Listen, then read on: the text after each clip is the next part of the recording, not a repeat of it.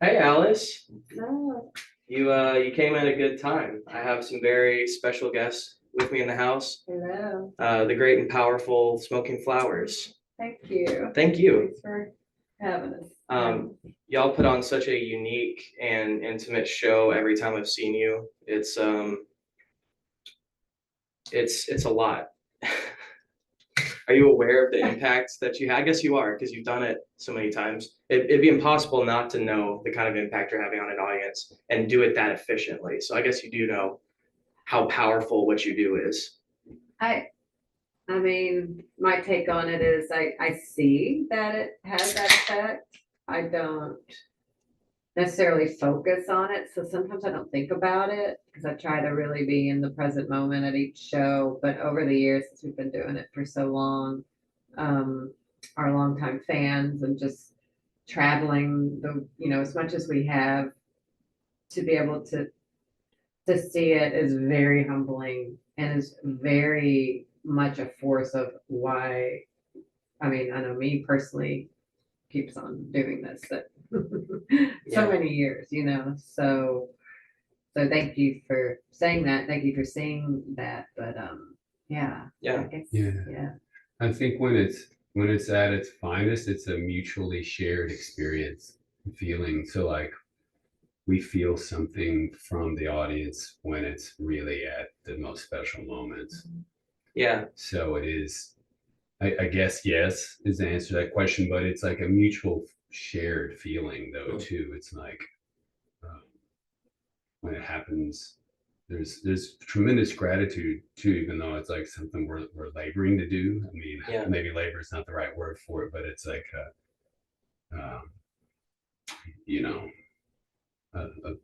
labor of love. Yeah. Definitely. I think that's what real art is. It's not always fun or easy to do. Sometimes it can be really devastating. Mm-hmm. But it's necessary. Mm-hmm.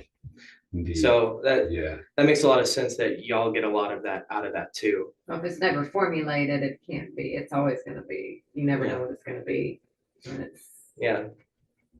I know, like, we live in Nashville, there's people that approach it from the wrong intention. There's nothing wrong with making money, but if you want to make money, music's not the right industry for you to be in. Like, pick any other field to get in if you want to make money, right? But something I love is to see artists that are doing it for the right reasons, just because it's a necessity. It's something they have to exercise. And those people getting popular or successful in some arbitrary metric of what even is success, right? But I guess all that to say, I love that y'all have the success that you do, being so personal and raw about it. Because I think a lot of art is superficial. There's a formula to make a song, right? To make a hit, which I suppose that's an art form too, right? To be that guy in the studio making the industry hit, like knowing exactly what to do. Yeah. But yeah, it's a whole different format. So it could be argued that everything's art, but I think you hit the nail on the head though. The main thing is just settling into what your intention is, and is that how you want to feel, like how your intention is, how does that frequency feel inside of you if you're an artist or a creator, and then just let everything, let the chips fall I mean, as where they fall. far as Scott and I go, like, we don't even rehearse. It's, it's literally, and the last thing we're doing this for is money. It's been a passion project from day one, a lifestyle.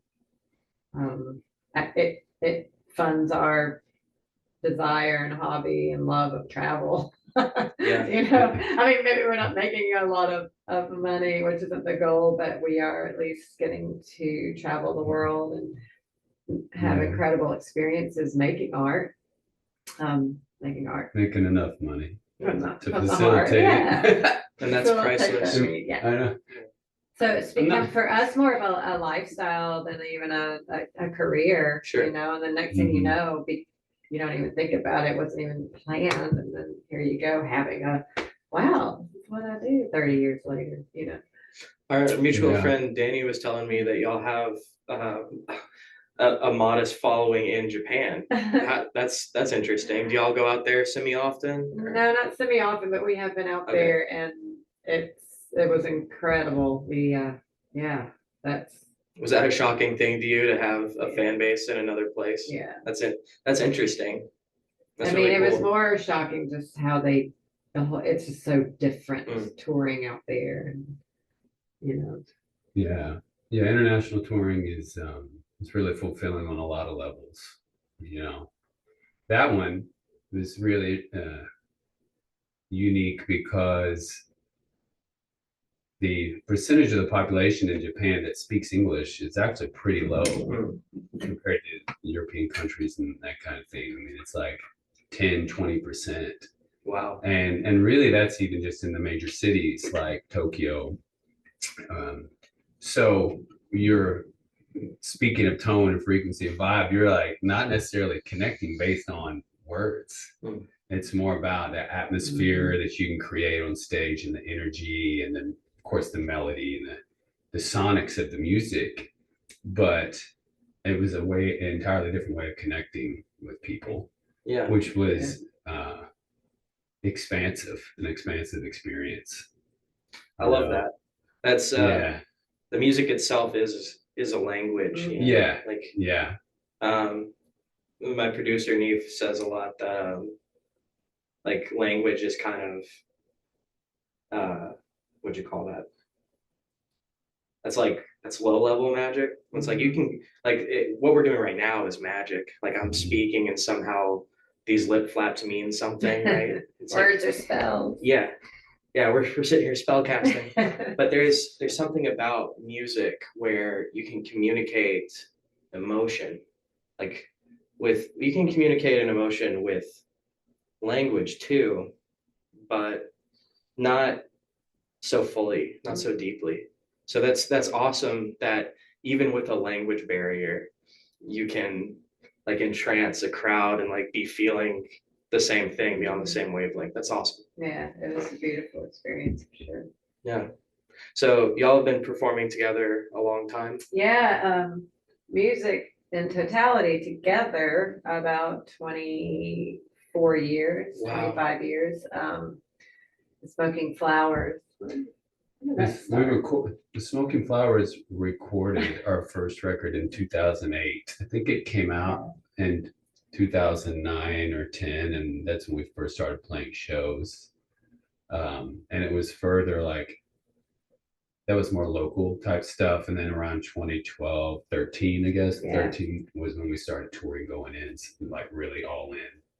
So, you know, Kim said we never rehearse. I don't want to act like I recommend that for other artists, but like we've played more than 1,000 shows together live. So like you have to log the hours one way or another, and we just ended up logging most of it on stage Yeah. together. We would end up rehearsing. We when we on write the road. something new, we'll rehearse it, but once we know it, it's kind of like method actors knowing a script, and Yeah. that's the advantage of being a two-piece though. Also, is we can be Yeah, malleable. and go with the emotions, Yeah. because some of our songs are pretty heartfelt, emotional, and if I'm in a certain mood, I might just decide I'm gonna change it up on the drums and like pull out. And at first I remember it would shock him a little bit, but then he got used to it. He would go with it. And it was just a way that we could dance, like we were dancing musically with our instruments on stage and just learn to follow each other no matter what, even if it's a completely different whole arrangement of the song and something really beautiful. I appreciate being able to do that. That's such a unique thing you guys have.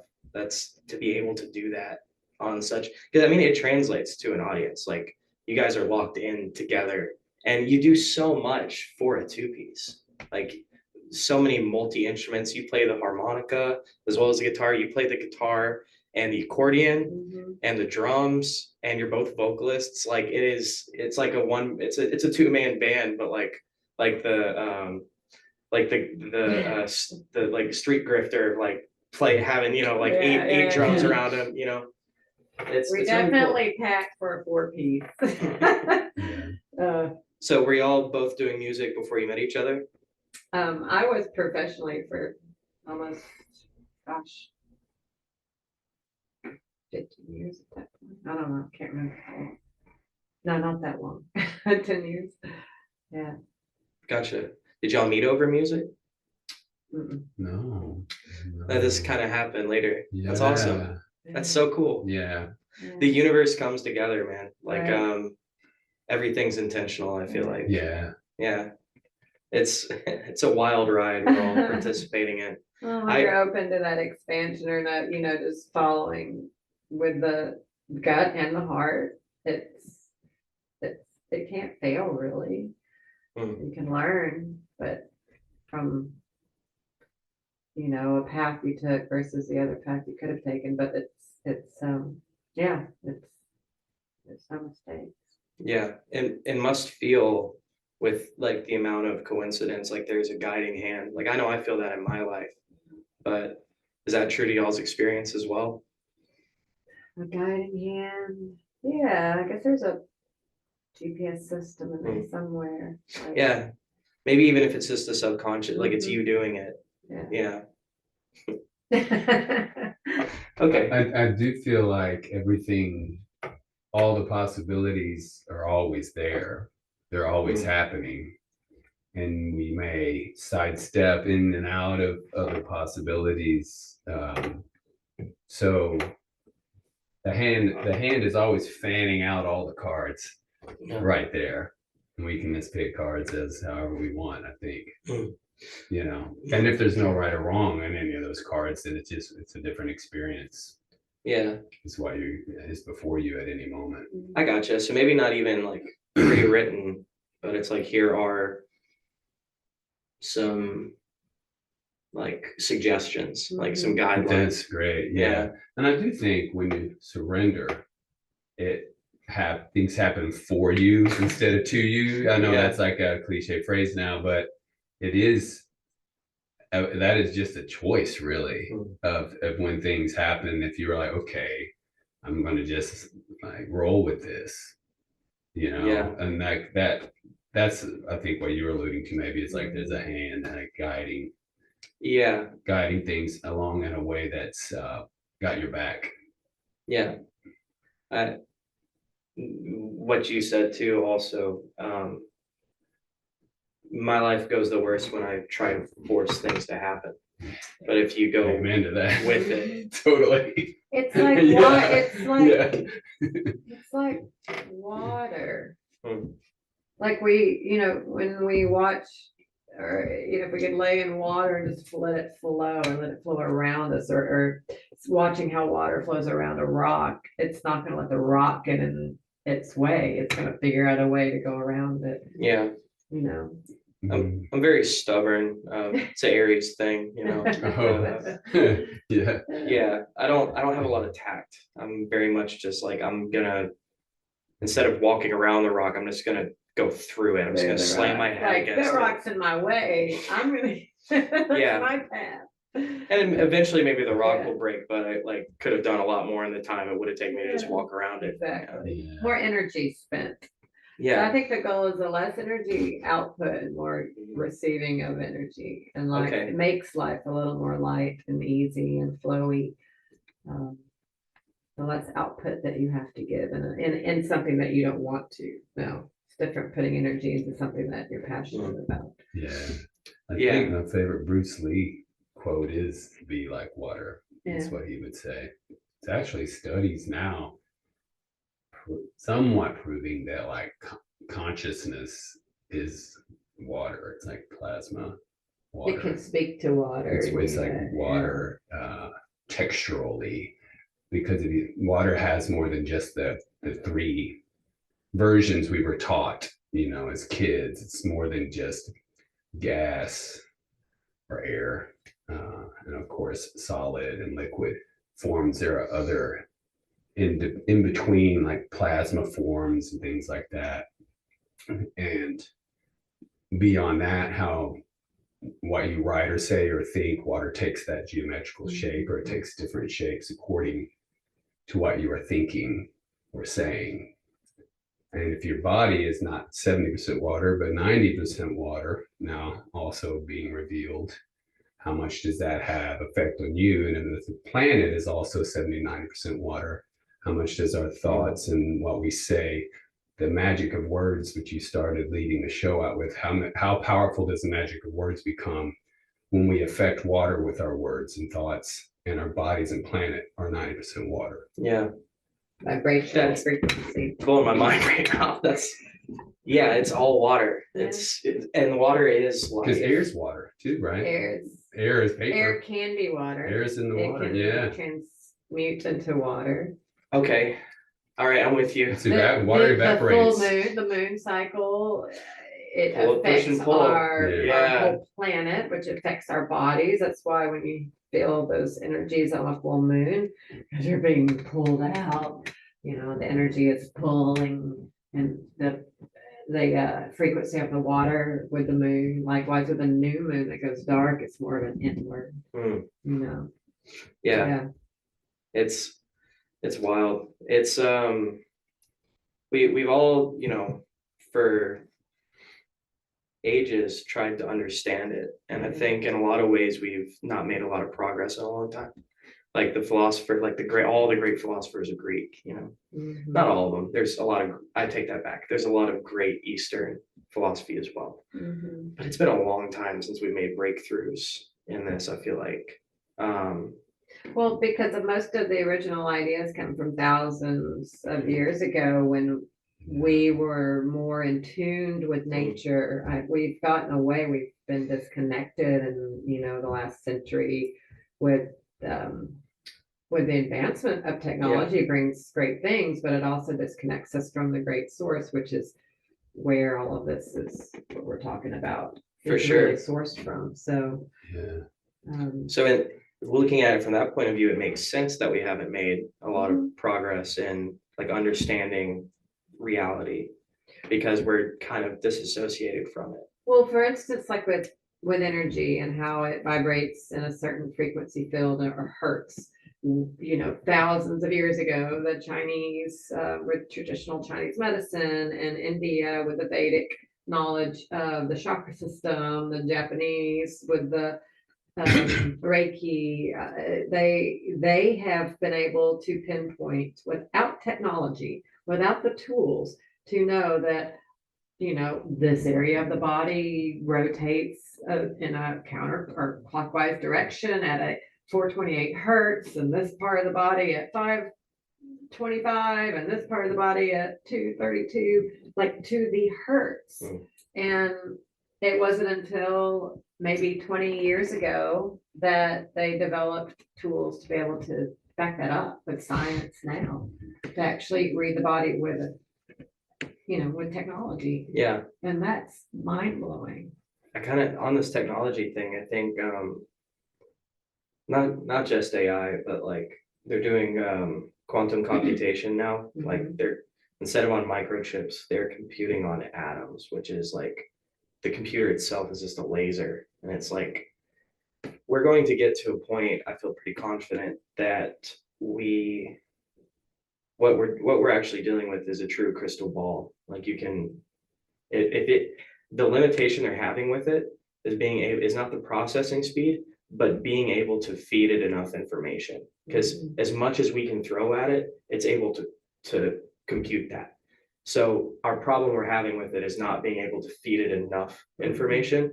But in theory, if you could feed it all of the information, which I don't even know what that would mean or look like, but in theory, it could give you absolute correct answers.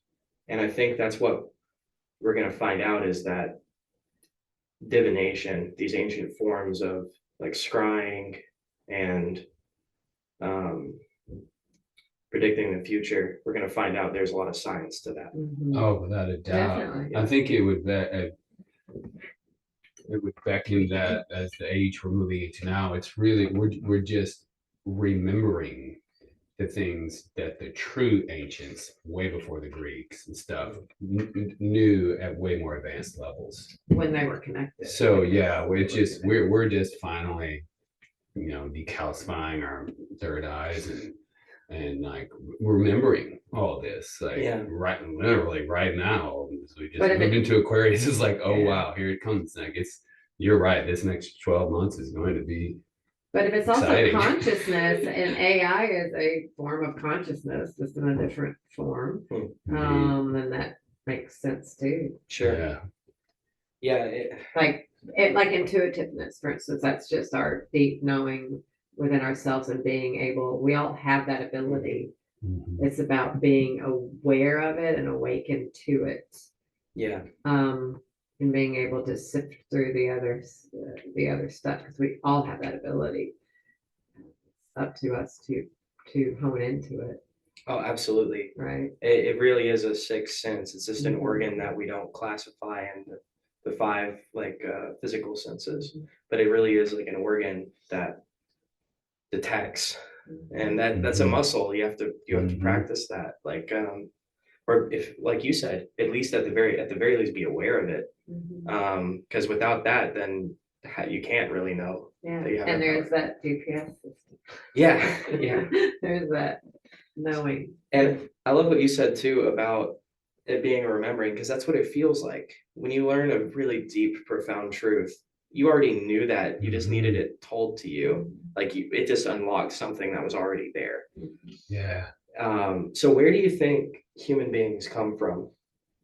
Human beings, where they come from? Because going back to the super ancient civilizations, like the oldest living document, I'm sure y'all are aware of the Epic of Gilgamesh. So like Sumerians, the oldest thing we've ever found is them explaining how they got there, which has always been an interesting thing to me, because they're describing aliens coming down and splicing their DNA with humans. I've always had that. That's my personal opinion, is that we are not of this earth, that we came to this earth because it was habitable. But and talk about a civilization that really was resonating on a higher than 3D frequency and level, like love frequency and heightened intuition, knowing, galactic knowing, not just earth knowing. Yeah. I mean, they knew how to communicate like here and here beyond words. It's a whole different crazy being. I mean, and that's fine, because our atmosphere here was going to create a different type of being. It's inevitable because of the ecosystem here, right? Each ecosystem is going to create whatever it needs to create to survive. So it makes sense that it would be different from alien form. I got you. So even if we were like a perfect image of that thing, being here long enough is going to change us in some way. Right. That makes sense. I always thought it was something like something was already here and they merged with it, whether that means like aliens had sex with monkeys or I don't know, but I mean, I always assumed it was something like that. I mean, that's a good theory too. We don't really know. I think that hadn't occurred to me though. That's a good point too. I just feel like Mother Nature is, if we are of every blade of grass, we are the same. I mean, it's energy, and we've just evolved into a different level of consciousness of energy. Yeah, I mean, that's a pretty immense question. Yeah. We could just use the rest of our time on that. Yeah, And it sounds like you're willing to go into really, I'm here you for know, it. but I mean, that's awesome. I mean, that you brought the Sumerians, but then, and the Palladians have multiple histories of lines of like all the living elements of Earth, not even just limited to humans, and how much data of the history is stored in crystals all over the planet, and other the interest of Earth and the preciousness of Earth to other intelligent life forms out there, and why so much has been, until now it's about to crumble, but it has been basically mirrored or shielded in a um, lesser than attractive magic way, holographic way from us remembering, basically shrouding our memories of where we're from and all these intuitive things. And it's for basically desire for Earth's abundant, incredible resources and what's unique about this planet. And survival. Yeah. And and the Palladians aren't the only ones, but they are a great example of a beautiful species that I believe were here and are still here. And one Earth to and Earthlings to like evolve to the highest frequency, and Sumerians really embodied that a lot at certain times, I think. This is new territory for me. I'm not familiar with the Palladians. Is that what culture talks about them just throughout time? I don't know if it's necessarily a culture. There's just been star seeds that planted the idea and the knowing. Oh, okay. And the remembering. I got you. So this isn't from like us digging up old stuff. This is stuff people are intuitively becoming aware of. Is that my understanding that? And communicating with. I mean, there are and you can go into certain like Aboriginal societies in Australia, places like that. There are, if I looked at those hieroglyphics, that's what I would interpret it to be. I got you. But someone else might not say that, or even Egyptian ones, you could look at that. And now that after the data I've chose to ingest, when I look at that, it's what I see. That makes sense.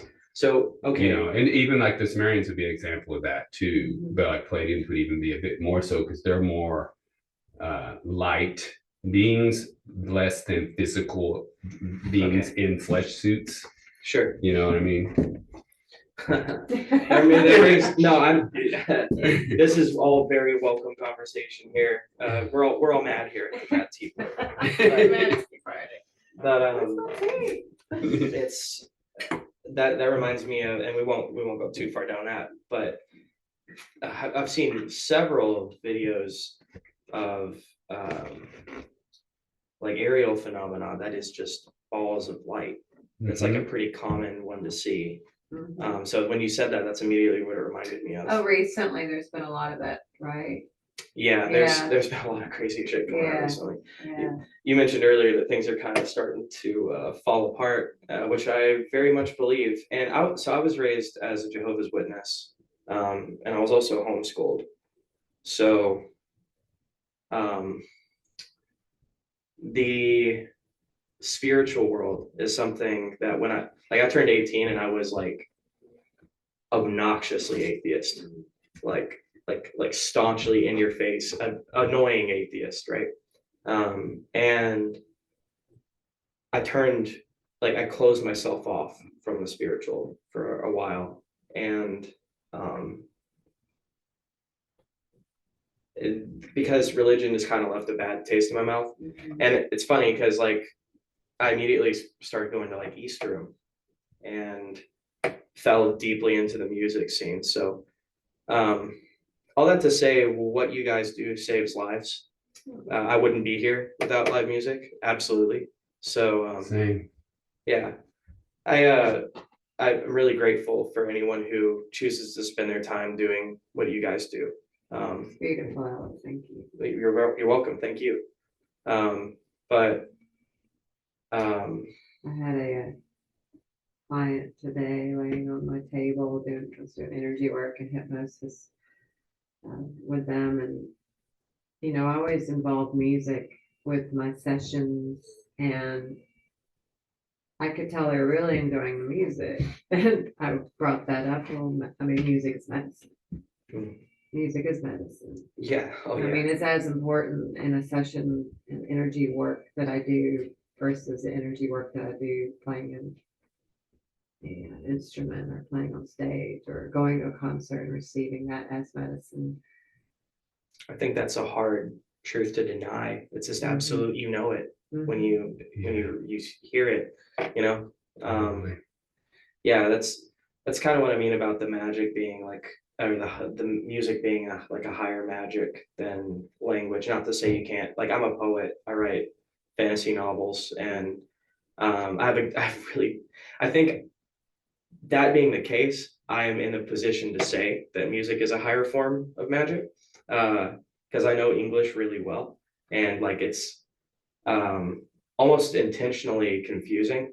They say it's one of the easiest languages to pick up and learn, but it's also we have a lot of disagreements, specifically my generation and the generation coming up, and every generation, but it feels specific that we have a hard time even agreeing about what certain words mean. Like it reminds me of the Tower of Babel. Are you guys familiar with the story? Yeah. Where Yes. language, so Nimrod's building a tower to heaven, and God splits their languages up because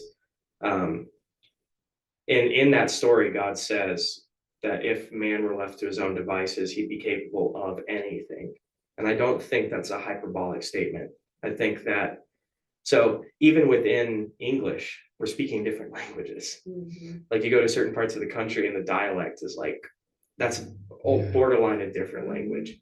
And even within the same dialect, disagreements about definition of what certain things mean is a great way to divide people. Absolutely.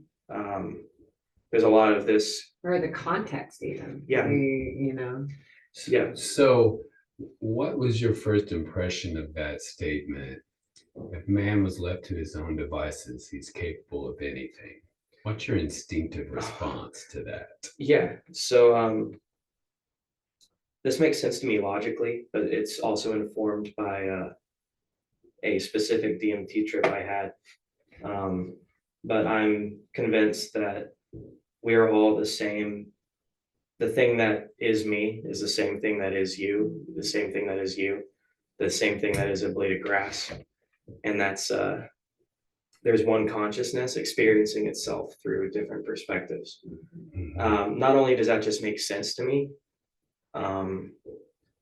but I've come to realize now that this is what every major religion is saying also. Like the Catholics call it the mystery of the Trinity, as if it's not self-explanatory. Like they refer to it as a mystery themselves. But when you talk about God the Father, God the Son, God the Holy Spirit, what's actually being described is you have the thing, you have hive consciousness, like the source consciousness that everything is derivative of.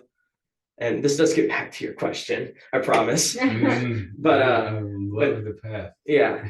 So you have like God the Father, and then you have like God the Son, which is us, and then like the Holy Spirit's kind of the fabric of like it's everything around us. It's the air around us. So all of that to say, I think if man was left to their own devices, man and woman is God. So you're God. I believe that, and you can see that in nature too. If you look at even like the mycelium network. Oh, don't get me started on mushrooms. I mean, the intelligent, I'm just using that as an example of how we are all connected, but we have our individual fruiting bodies. So the fruiting bodies being the above ground system of that mycelium seems separate. They seem different.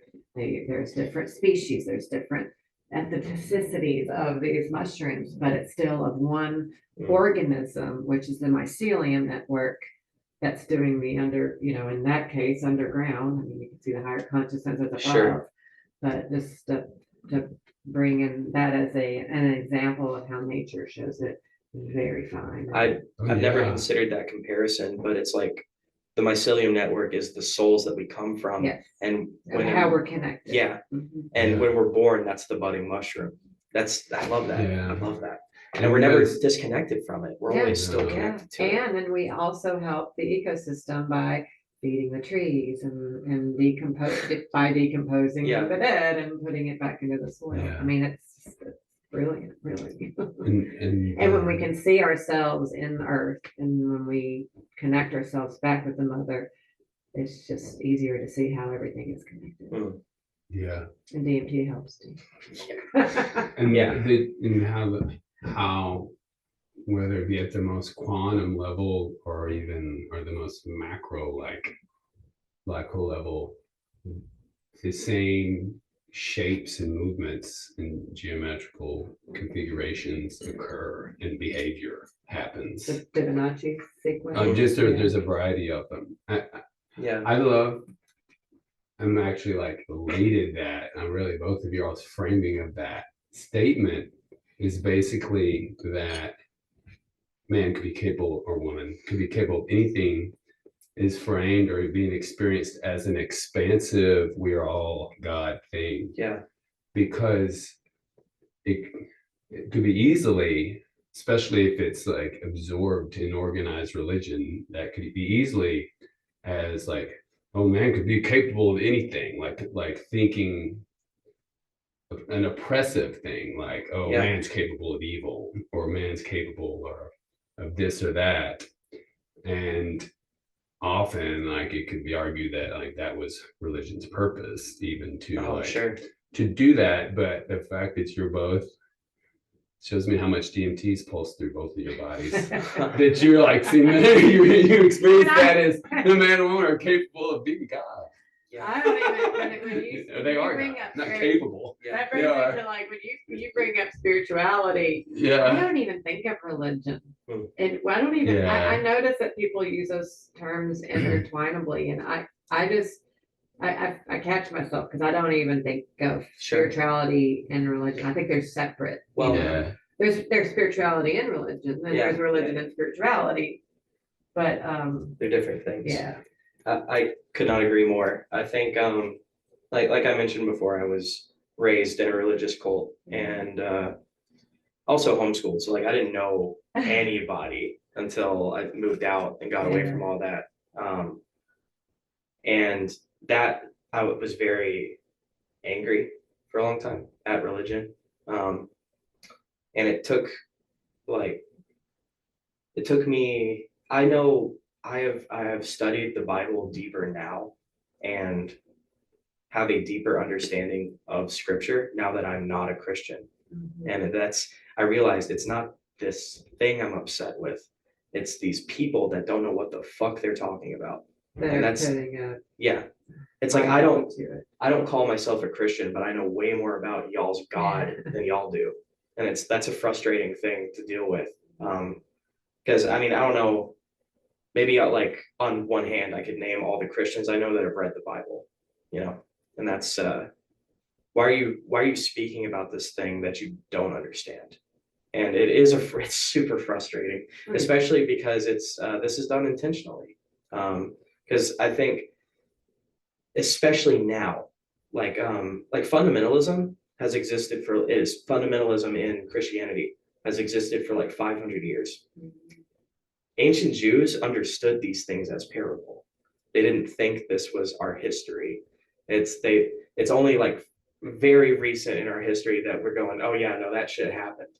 And it's like People actually believe that a rib was taken out of a man and poof, there was a woman. It's such a crazy thing to take literally. Yeah. Like, no shit, this is a storybook. Like how can you take it as anything else than that? It's always been a weird thing to me. But Metaphors are power. yeah, well, yes. And I think there is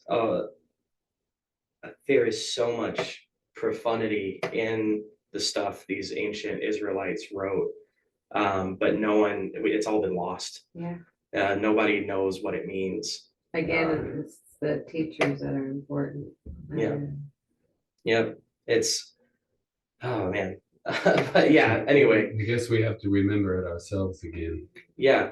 And I think that's kind of what that was kind of what Crowley was about. I'm not sure how familiar y'all are with Aleister Crowley, but he declared the death of Christianity in the age of Osiris. He describes it as when people didn't know where babies came from, then women were like these people that just produced life.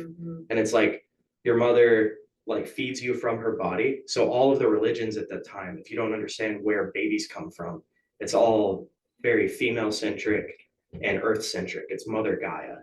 And then we moved into this age where we fixated on death, which is sometimes referred to as the Aeon of Osiris or the Age of Osiris.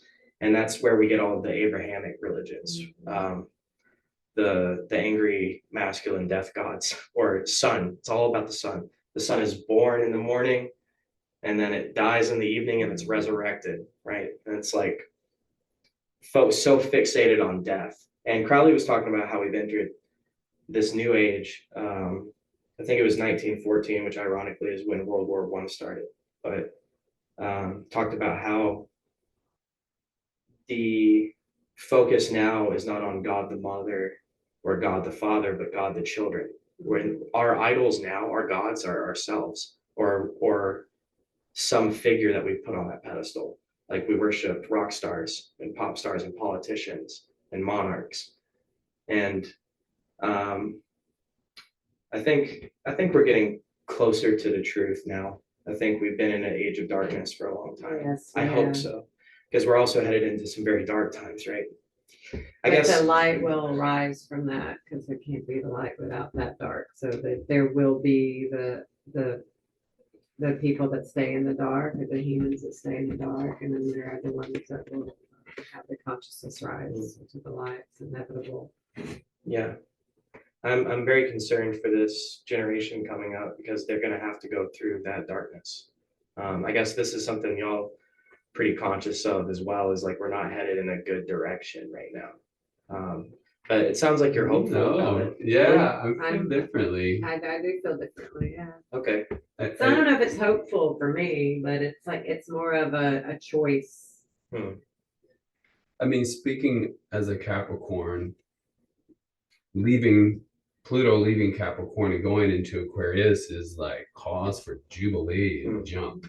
I mean, like the top-down elitist controlling patriarchal structure of Pluto and Capricorn is like now like going to rapidly dissolve, before our eyes in the age of Aquarius. And then sovereignty and autonomy and everybody being their own guru, their own god, and the understanding of that, and remembering how powerful our thoughts and words are, and like how we immediately manifest our own realities. It's like exuberating to me. Yeah. And the realization we only need 51% of us to tip the masses, and it tips hugely. Yeah. When we do that. And I really feel like we're on the verge already.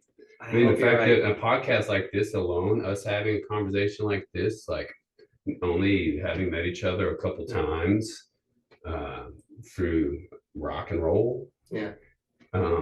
it just validates that to me, that this is how at least half of us are vibing right now. And it only takes half. The same token, and we come from a similar thought. Maybe that's why we are together. But my experience with the people that I surround myself with too, that I have met, and I don't know if that's happenstance or by choice, but the line of work that I do, I call it work. It's not work, it's passion, I guess, or purpose, has shown me the other side of it as well. I see hope. I see everything he was just mentioning on a bigger scale, but I do see what you're talking about, and I validate that and understand where you're coming from. I just see it as a chance that we can rise above that and that we will. I Yeah, don't think that there's any other way. I so hope y'all are right about that. It's something that I think about pretty often, and you do make an excellent point that like I'm surrounded by all these amazing artists that are doing what their soul asks them to, and it's that I guess is a very hopeful thing. But then like you know what the problem is? I stay way too plugged into the news. I was about to say, get away from the news and stay away from the politicians. Look to your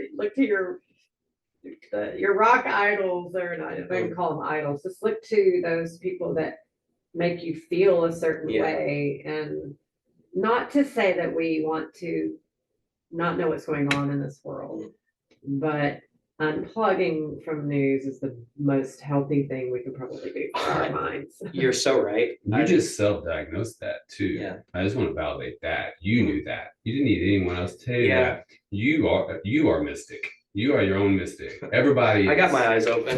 Yeah, that's what I mean. Like you do, and all you have to do is tap you in your heart, what your love is inspiring to you to see others do. You are 100% capable too. And when you do that, it's going to have that same bounce back effect on me, Kim, and anybody. Well, we're all I feel like this podcast is doing that, dude. Thank you, man. I mean, my experience is that already. I love you guys. You guys are awesome. I'm so glad we did this. No, I don't have like delusions of grandeur about it, but I do think this is really important because I don't think enough of us are having these kind of conversations, especially with strangers. That is one thing that's really cool about like this is a great way to meet people and know what they're all about. And a great way to expand your consciousness or your ideas, just to get a different feedback or different opinions. Because when we are in a hive situation and we have our tribes, we tend to agree with each other on a lot of subject matter. So it's nice to have that expansion of, or a different point of view to. We might resonate with it, we might not, but the point is that it's there, and then you learn to respect others, and the difference of not only their religion or spirituality or their opinions or their culture, and that's as important as that's why travel is so important, to be able to see what it's like, how other people live is so important. Unplug. The technology has ironically disconnected us. These are the types of experiences that I believe are the true pulse for the consciousness. Nothing on TV is. Yeah, no. This is the pulse, and I do believe in the Aquarian age, our more profound experiences are and will be like this, smaller in nature. Aquarian's about being like community, smaller. It's not about a like stadium rock show. It's actually more like the underdog. Yeah. It's a smaller, the more intimate and the more communal and local, the more powerful the experience is going to be.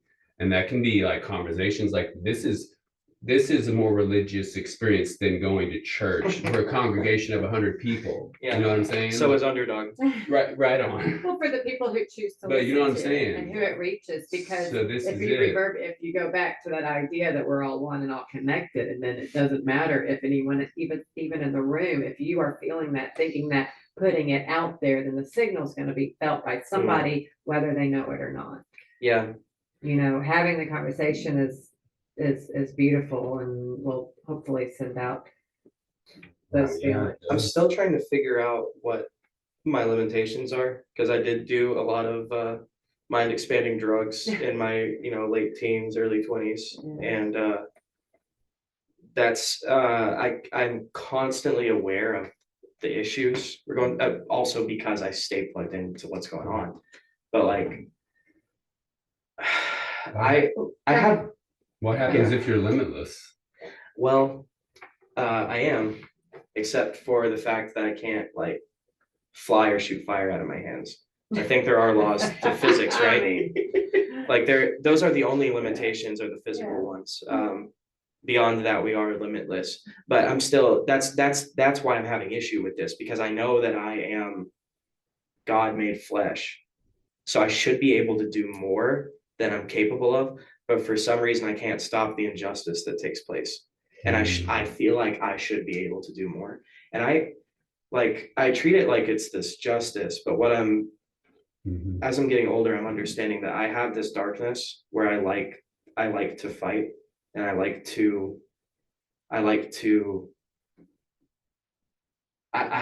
an anger that I choose to direct towards by creating an enemy. Like I hate the government, for example. That's the only thing we should be fighting against.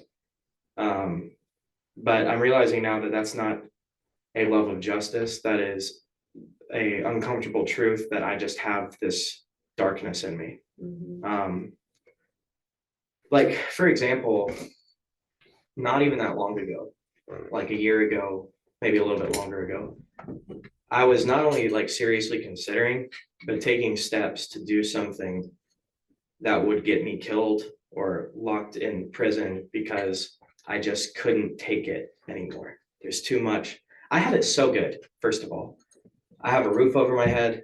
My life is fine, but I am aware of a depth of suffering that I'm not okay with. And to be honest, I'm still in this place where I want to do whatever I can to stop it. I'm willing to die to stop it. But the only reason I have it is people close to me informing me like, dude, nothing you do is actually you're just going to throw your life away. So this is the most I've been able to figure out how to do, at least right now. this is a huge thing. This is a huge thing. Thank you. Because It's never that gonna be is, enough again, for me. like water, like you are going up against that rock with the government. Yeah. So figure out ways to go around it, right? Yeah. Instead of letting it stop your path. And eventually enough of us will think and behave differently that type of suffering will be unthinkable. Yeah. And you need to be And here it's for just them one at a time. just And on like, yeah, we need energetic you as level. part of that thinks it's unthinkable and won't think of it anymore. We can't lose any of us like that. Recognizing that the dark and the shadows is That's brilliant. part of integration, learning how to not be a piece of shit is understanding that you have. Being able to see that's yeah. brilliant. So thank you. Oh, well, thank you. This is all recent stuff for me. But yeah, understanding that I am someone who is capable of great harm is the first step to being an adult. To not hurting the people around you. So taking responsibility for it is the biggest, highest conscious thing you can do. That was a big thing with Carl Jung, is like you can't push away the darkness. You have to confront it and then tame it. And I'm doing my best. I'm doing my best. I get angry, but it's all directed at the people, because we need healing. But where I'm coming from on this is we can't heal when we're actively being stabbed. Like that wound's never going to heal. And it's all based around classism. It used to in a very real way used to be a racial thing, and maybe it still is in America. I'm not sure, but I know now it's evolved into a broader class thing. It affects it's a less than 1% versus the rest of humanity, which for some reason we're just letting them get away with this when we absolutely could do something about it if we had 51% of us, right? Right. And I think we're on the way. Yeah, I hope so, man. Yeah. Sitting with those wounds, sitting with that, I mean, say you're sitting with grief or sitting with an emotion that is just bringing you down on a physiological, physical, whatever, energetically. It's just you think you can't go anywhere with it. Sitting with it is how we get through it. Yeah. Acknowledging it, knowing it's there is how we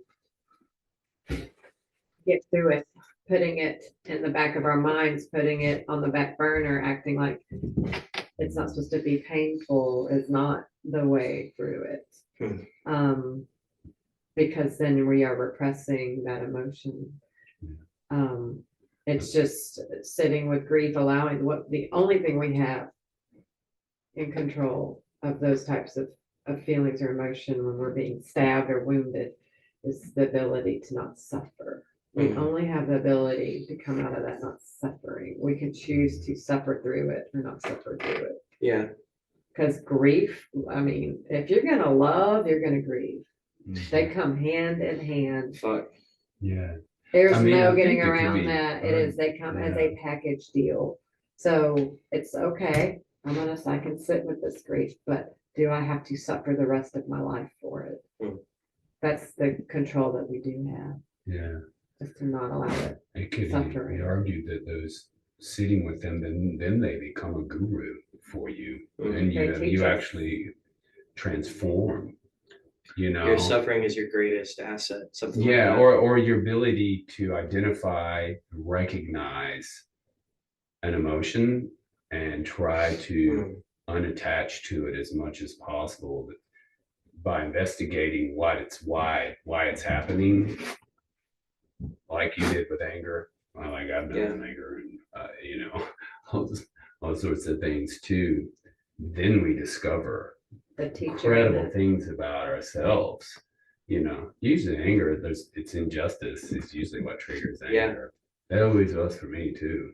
It's Is the path I need to be careful of. Like we do a book club for the podcast, and what we did like a month or two ago was the Unabomber Manifesto. And I'm like, fuck, man, this guy's right about so much. I'm like, he's such a hard guy to argue with. Yeah. But then you look at what he did with his life, and you're like, I can't justify any of this now.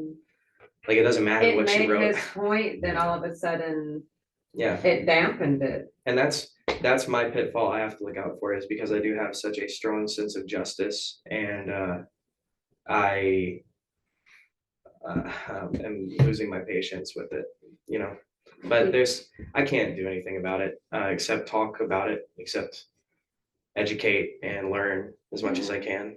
This is just for me. Like, I enjoy this. Like, I enjoy learning from people and increasing my own awareness of things. I think this will lead to a question. I think we all serve a master. I think there's something about us as people where we are servile. Whether everyone has a God, whether they are religious or not, and that God can be money, that God can be fame. But if you don't consciously choose it, you'll unconsciously choose that God. And what I've chosen as my God is, I love the story of Prometheus, the Greek god, and correlates to Lucifer. To me, they're the same thing. Where you have story of Prometheus, if you're unaware, Alice is Alice is still here. Yeah, she's very, very patient, eager listener. But there's these Titans, and there's Zeus, who is a god, and like the Titans made the gods. And Prometheus was a Titan, and he helped Zeus overthrow. Is the great usurper? He helps Zeus overthrow the Titans. And then the very next thing he does is he hands man a torch, which was against Zeus's wishes, and he's chained to a rock and tortured for it. And to me, that is my God. I think I'm an absolutist in this regard, where I think people deserve to know things, even if it will lead to our downfall, even if people are going to hurt themselves with that or hurt others with that information.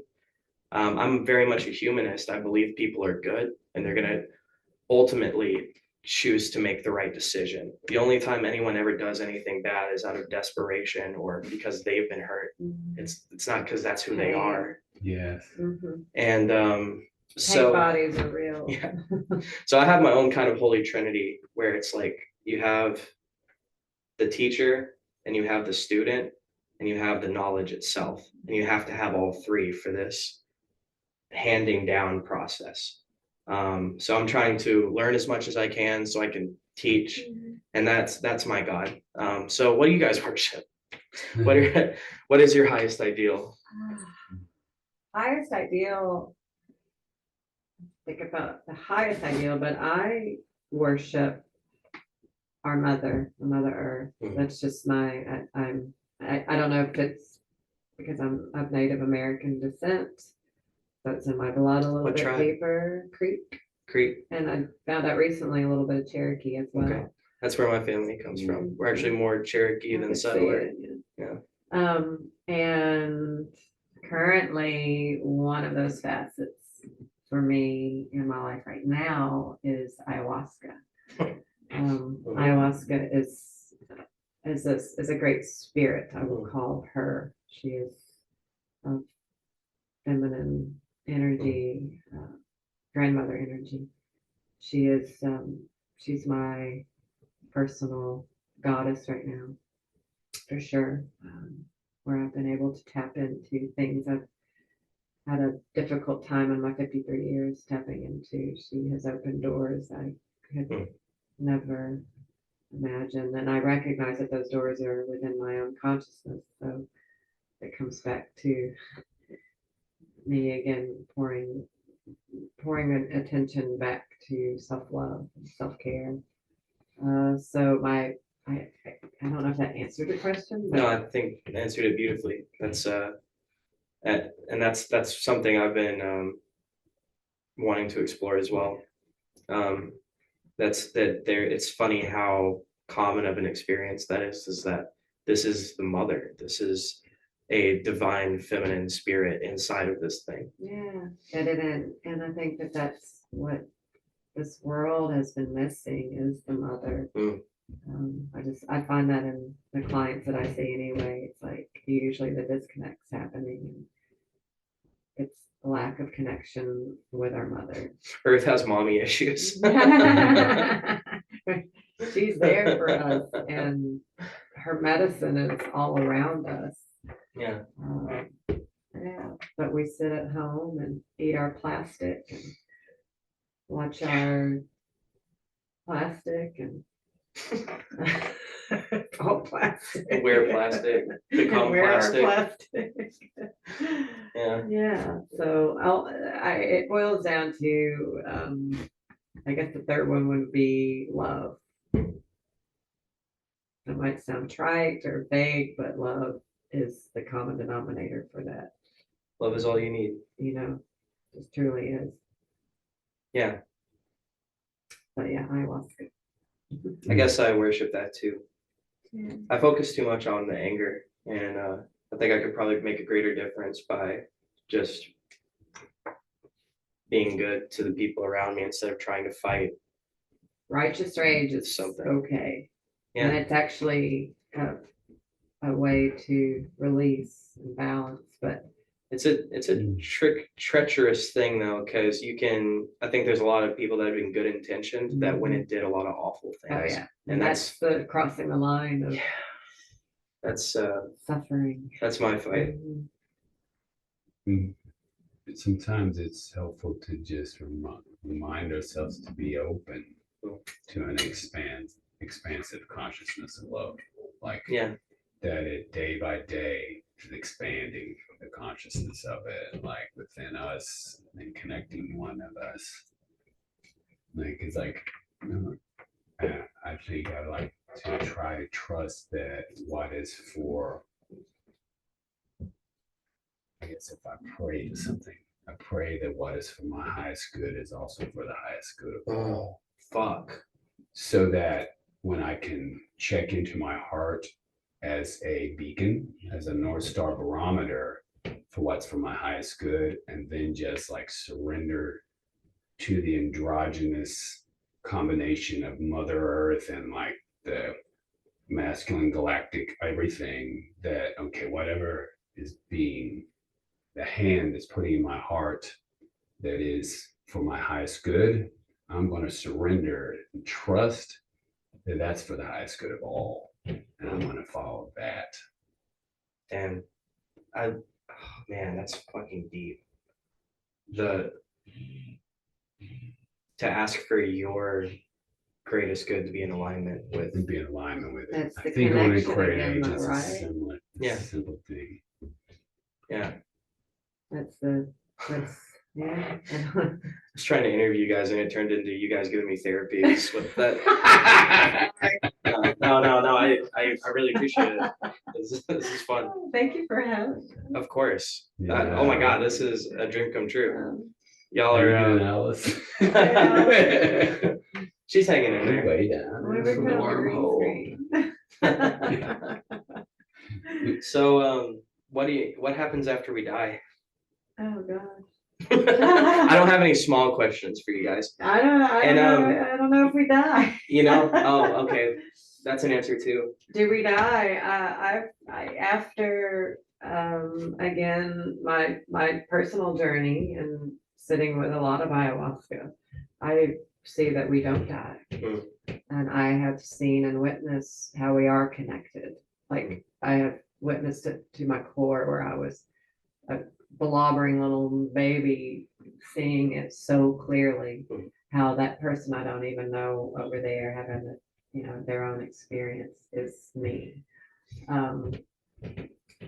The fear of death has left. Not that I ever had it major, but I see it as energy, and that it's expansive and transmutes maybe into something else. Where, I don't know. Does it come back? I like the idea of the recycling and, Okay. and the idea of in physics how energy never dies. Yeah, it can only be changed. Mhm. Yeah. So I don't know if,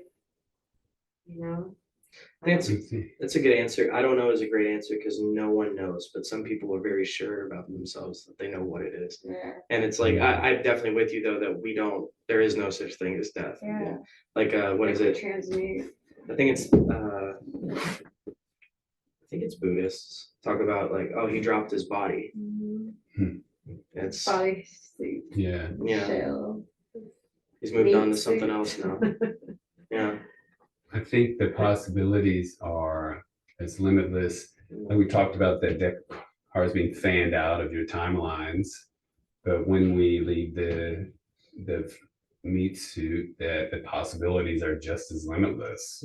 I got you. Whether you're coming back at some point in one of these or elsewhere, other galactic areas you want to hang out in for a minute, or what if maybe you can teach other beings in a different light, depending on what you've learned. Maybe you come back, do some work again. Yeah. I feel like there's a limitless number of possibilities. Who knows?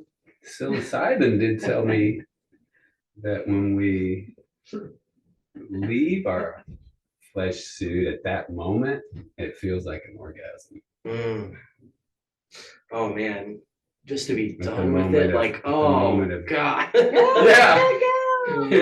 When we Fuck yeah. I don't know. My mother had a death experience and she did not mention orgasm. No, but I'm talking about, but she came back. Yeah, Talking about when you. she did. She almost came. Nice.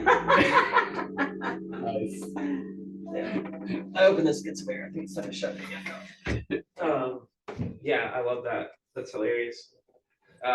Yeah, maybe it's not as simple as like one or two options. It's as limitless as man, I have this I used to smoke weed all the time. Really? Yeah, I know it's a shocker, right? But I quit smoking nicotine March of last year, so almost a year now. And I was for like 5-6 years, I was exclusively smoking weed in a bong with tobacco. Oh wow. So I'm just hitting bowls of like tobacco and like horrible thing to do to your body. But when I stopped smoking tobacco, I realized I was like, first of all, I was not getting high before because I've coated my lungs so badly that like my capillaries are just not receiving. So when I stopped smoking, now when I get high, I get super high, like uncomfortably high. And it's gotten to a point where I don't really smoke by myself because I have these intrusive thoughts about, there's this idea that keeps reoccurring to me that because we exist, that means that everything exists, both conceivable and unconceivable, which doesn't give me any peace of mind because that means the depth of suffering I could imagine, the greatest depth of suffering I could imagine exists, and then an infinity deeper than that as well. Yeah. Which means the truth. I mean, like the good side of that would be true as well. But I say this because this, like what we were talking about earlier about how we're all the same thing, that doesn't give me any comfort either, because it's like that means the most despicable, most awful person that's ever existed is God. And that's what God does sometimes. And that's a fucking scary thing to realize, is that the thing that is, we're all capable of that. We're all capable, no matter who you are, you're capable of. Duality of it. Back Yeah. to the Bible statement. Yeah. So maybe this can help. Quantum physics is validating that what we choose to look at and think is what is observed and behaves. So Schrodinger's equation, Schrodinger's cat, you know what I'm talking Yeah, super about? states. So like what you choose To focus on. is what then it affects the experiment. So what you choose God to be can be. Quantum physics backs this up. I think manifestation in our own lives backs that up too. Yeah. Definitely Yeah. quantum physics, just things that happen in our own life, if you make notice, or if you choose to live in the present moment instead of worrying about what's going to happen in the future or what happened in the past. Very hard to do. Not saying it's easy, Yeah. but learning how to really focus on the now and in the moment, that is the only reality, because what happened in the past will only create depression for a lot of people. Mhm. In the And future will living create in the anxiety. future Yeah. is just, it's not even there yet. So focusing on the now is a good remedy as well. And another way of saying focusing on what you're looking at, focusing on Yeah. the present. And what does that look like? What does your God look like in the present that you want it to be? Yeah. We affect it by how Yeah. what we think about it and how we do. And I feel like that's a way to move forward with consciousness, which is like the opposite of spiritual bypassing. That's like not, that's wanting to like act like it doesn't exist. That's a different thing. Mhm. But having the awareness of how I react to my emotions and what I choose to say and to believe, then it becomes bravery to know with belief that you're affecting, trying to get to that 51%. Like you're part of that movement. Yeah. I understand your fear though. I mean, I see that and I understand that it's I'm deeply afraid. And I'm trying not to. I'm gonna take your advice and kind of try to focus on the positive. But I am deeply afraid of the future. And what my role in that is. I think there's a lot more to life than hedonism. Like as a living thing, you have a responsibility. And that responsibility involves living life to the fullest and like making it the most beautiful experience you can. But it also involves looking out for life. in others, especially yeah. those around you immediately. You have Yeah. this sacred obligation to take care of yourself and other people. I believe that too. Yourself first. That's, man. From a place of self-love though. You know what I'm saying? I struggle with that too. It's like I'm focused on the world's problems instead It of has to be you first. There's just no other way around it. You can't give from an empty cup. I really do need to kind of focus my attention to the immediate and my immediate surroundings, instead of trying to take on the world's issues single-handedly. You just said something pretty potent and powerful about where you were thinking like you worried about what your role is in the future instead of what is it now? Mm. Because really all Yeah. that matters where you're gonna be in the future is where your role is right now. Right. The future is gonna be that Based now on- at some point. Yeah, based Yeah. on what you were doing now, that's really all that matters. Your Yeah. role in that now. So instead of having the fear of what it will be in the future, focusing on what it is right now. Yeah. You guys are very conscious individuals. Yeah, that's really cool. This is I mean, this is rare stuff. Like I don't get to do this too often with people. Even when I interview other people, we talk about this kind of stuff. There's a lot of people just not aware of what they're doing. Like the manifestation thing. Like we are all so powerful that if you're not consciously manifesting, you're unconsciously manifesting the negative. Mhm. And that's like some very powerful shit too, but not in any way that benefits you. Yes. Yeah. Just being able to be in control. Yeah. So I already know what the answer is going to be, but this is something I ask everybody. Do you guys have any ghost stories or experiences you can't really rationalize with logic? We'll be here all night. Let's pick your favorite. Oh God. I have so many ghost stories. And I'm even hired to read them on people's houses, so.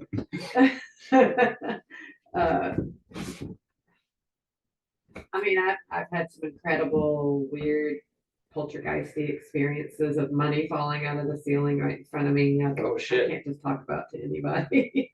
But yeah, I have angelic beings around me at least once a week, and they frighten the hell out of me when I wake up out of my sleep. It's hard to pinpoint what one of my favorites in the ghostly realm. I don't know what you mean by that. The spirit realm, the ghostly realm. I tried not to put a label on it, but I think you know what I mean. I have so many experiences. We with once it. stayed in It's- like a big or a old English good Tudor story. mansion in Clarksdale, Mississippi. That I'll abbreviate the story a lot, but we thought we were staying in one place, made a phone call, someone shows up and drives us to this spot, and we think we're staying at like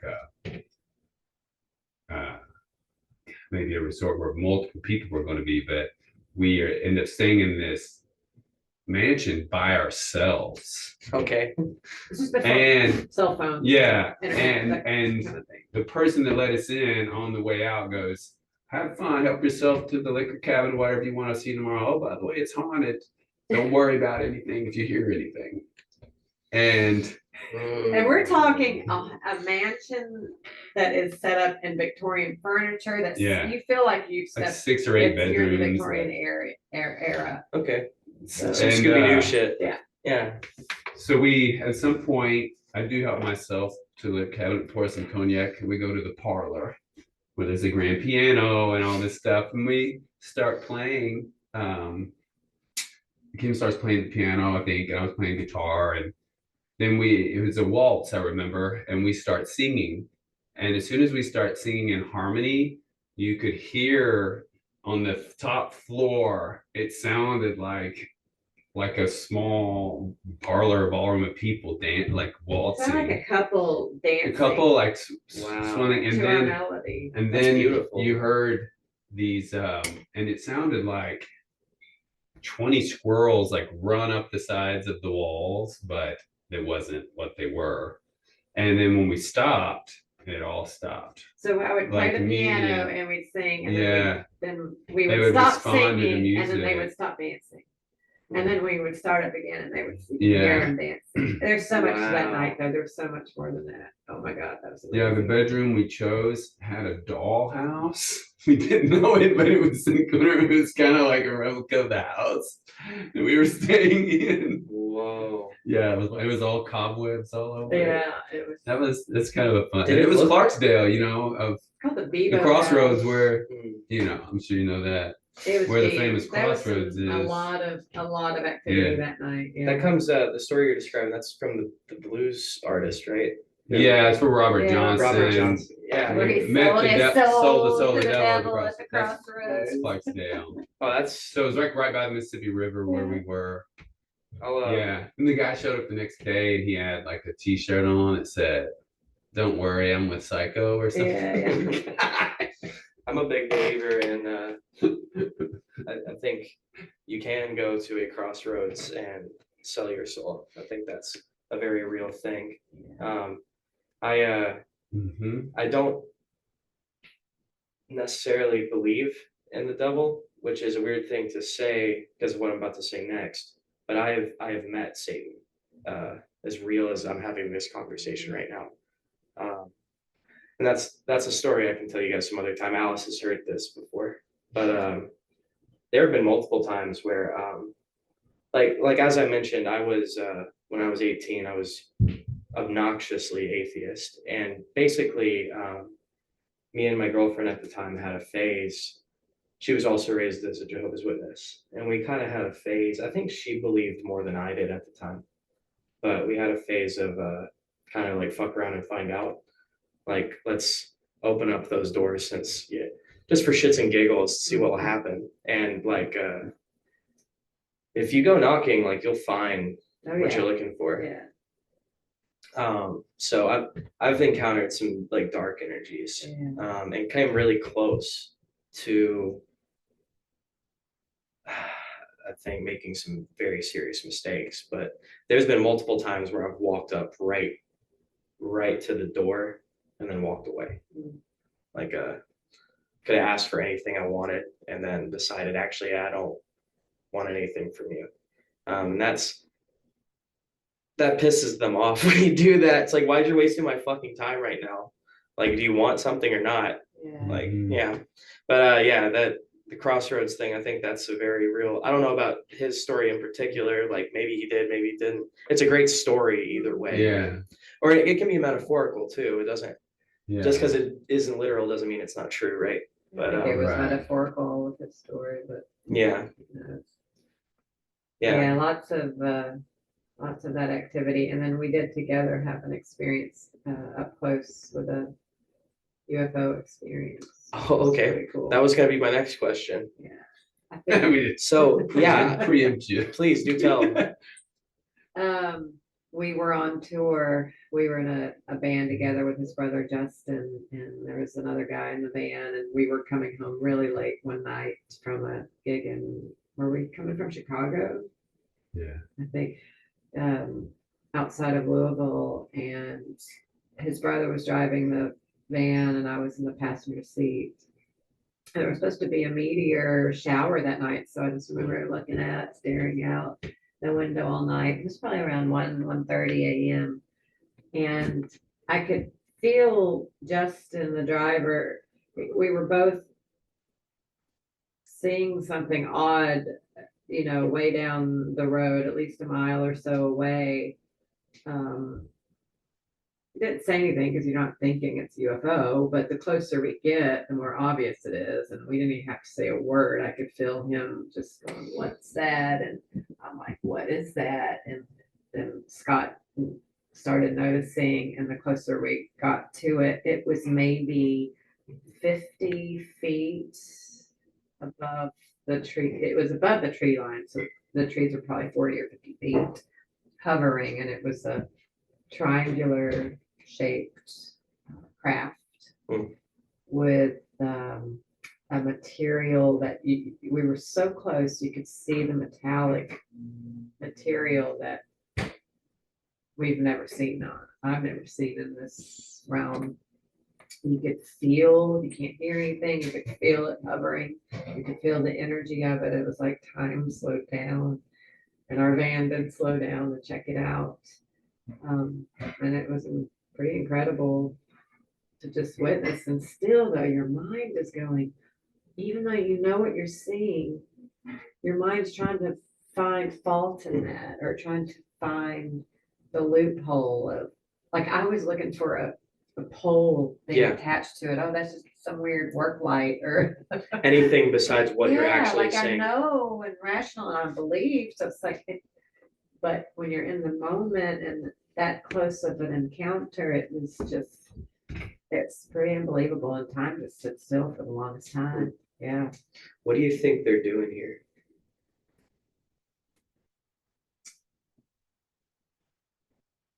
I have a theory, and I'll let Scott answer, but my theory's always kind of been this, and I don't know if it's changed over time, but since I was young, I've always felt that maybe, and the aliens are coming to Earth as they're basically us time traveling. They're us in the future and time travel, like way in the future. Okay. And I've learned to time travel.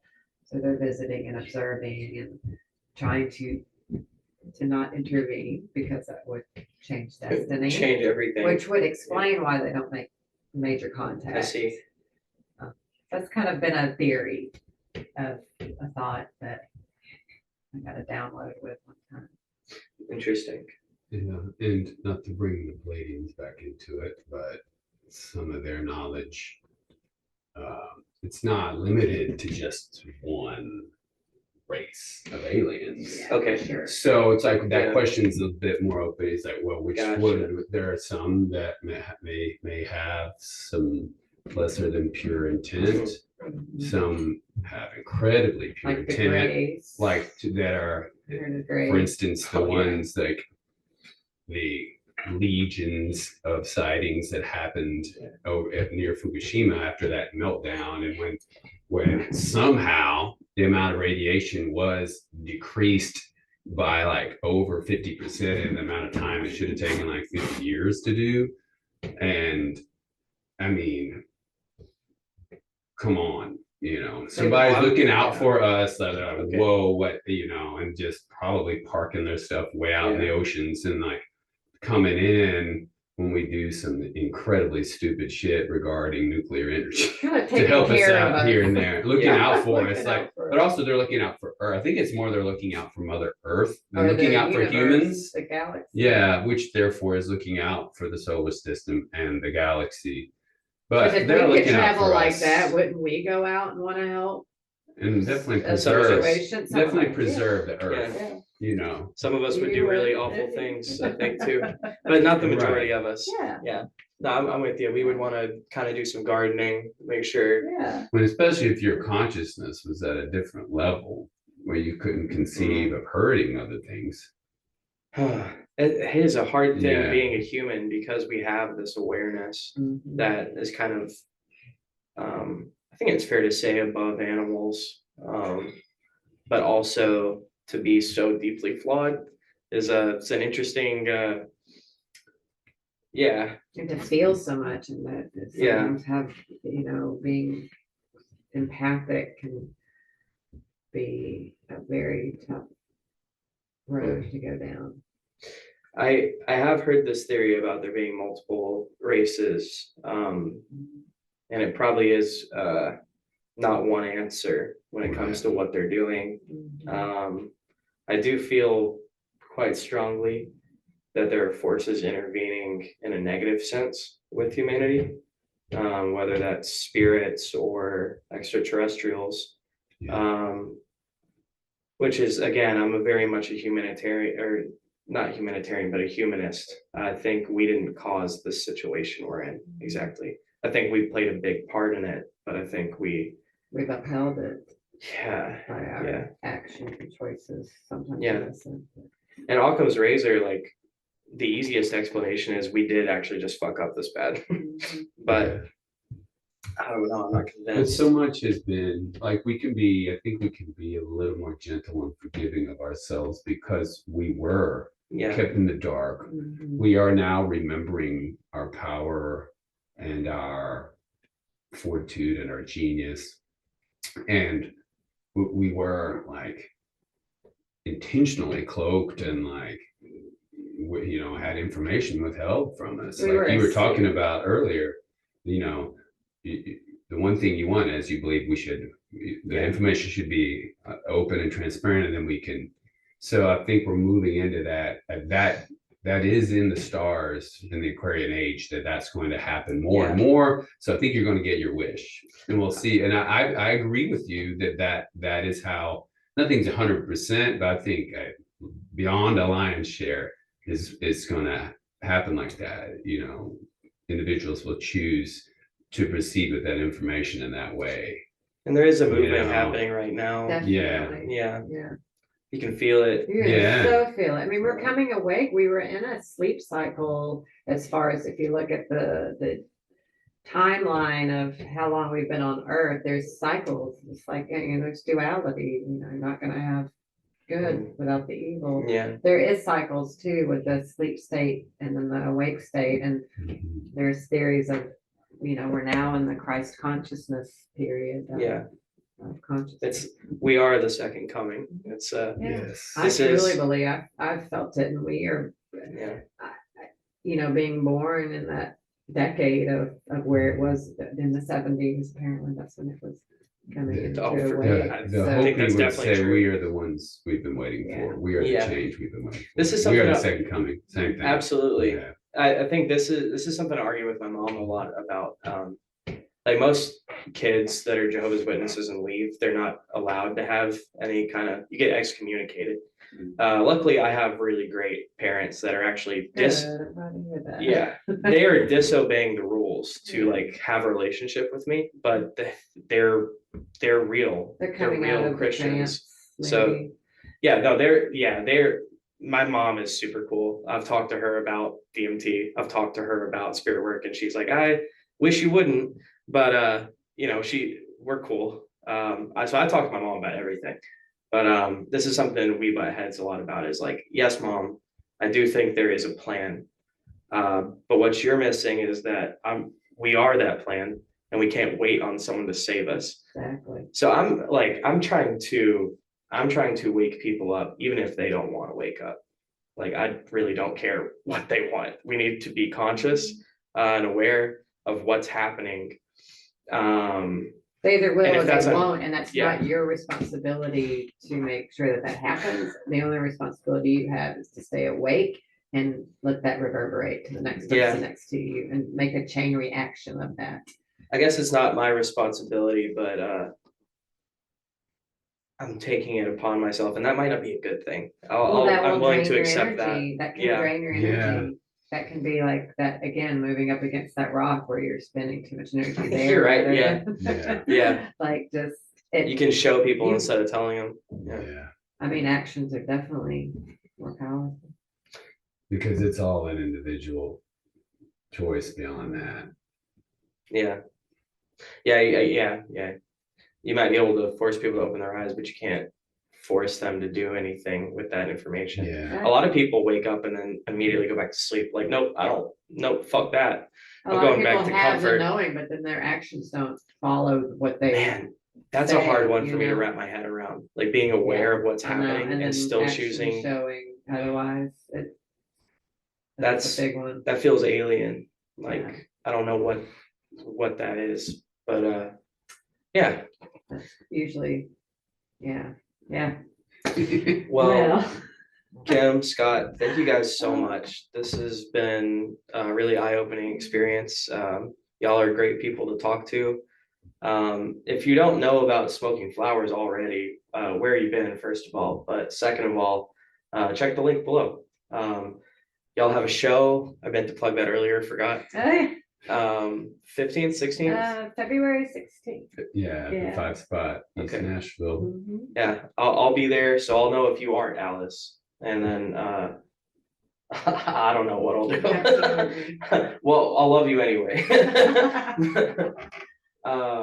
Yeah, thanks again. Thank you for having Our us. This was a pleasure. lovely experience. Y'all are welcome back anytime. Great conversation. Yeah, we should do this again in the Yeah. future. I'm Okay. sure we Yeah.